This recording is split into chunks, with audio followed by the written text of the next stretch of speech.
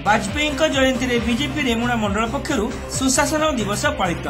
वाजपेयी आदर्श आज देश शासन आधार हो पारि नेता मत।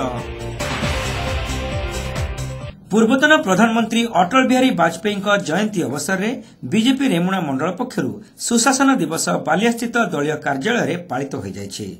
पूर्वतन विधायक गोविंद चंद्र दास एथिरे जोगदे वाजपेयी जी जीवन आदर्श एवं नवभारत निर्माण में तांकर अवदान संपर्क में विस्तृत भाव आलोचना करथिले। तांकर नीति आदर्श आज देश शासन आधार हो पारिछि बोली से वक्तव्य में प्रकाश करथिले। हमर प्रत्येक वर्ष परी भारतीय यशस्वी पूर्वतन प्रधानमंत्री स्वर्गत अटल बिहारी वाजपेयी भारत रत्न सबु वर्ष डिसेम्बर 25 तारिख तांकर जन्मदिन पालन कराए। आज को 6 वर्ष है आमर वर्तमान यशस्वी प्रधानमंत्री नरेंद्र भाई मोदी आसिला परे सुशासन दिवस हिसाब रे पालन करा जाउछि।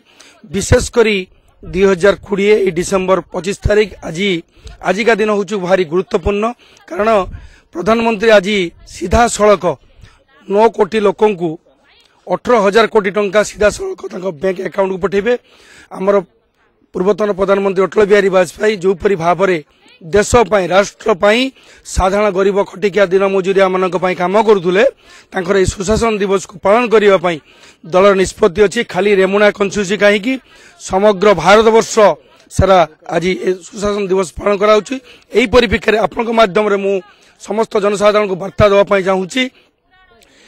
वर्तमान यशस्वी प्रधानमंत्री नरेंद्र भाई मोदी जो परी भाव में साधारण दिन दरिद्र खटिकिया दिन मजुरिया जाति वर्ण दल निर्विशेष लोक मानक पई अहरह की खटुचंती। आज भी मध्य ज्वलंत उदाहरण चाषी मानक पई जो प्रधानमंत्री निधि सम्मान योजना जो करिसंती 9 कोटी लोकों को सीधा सड़क 18,000 कोटी टंका बैंक अकाउंट को दौरान। यही परिप्रेक्षी में समस्त को गोटे कथा कहमी केतबळे 70 वर्ष धरिकी दीर्घ 70 वर्ष धरिकी जो काम न होइतिला आजिकार प्रधानमंत्री यशस्वी प्रधानमंत्री नरेंद्र भाई मोदी लोक मानक चाषी मानक अधिकार दिया जाउछि।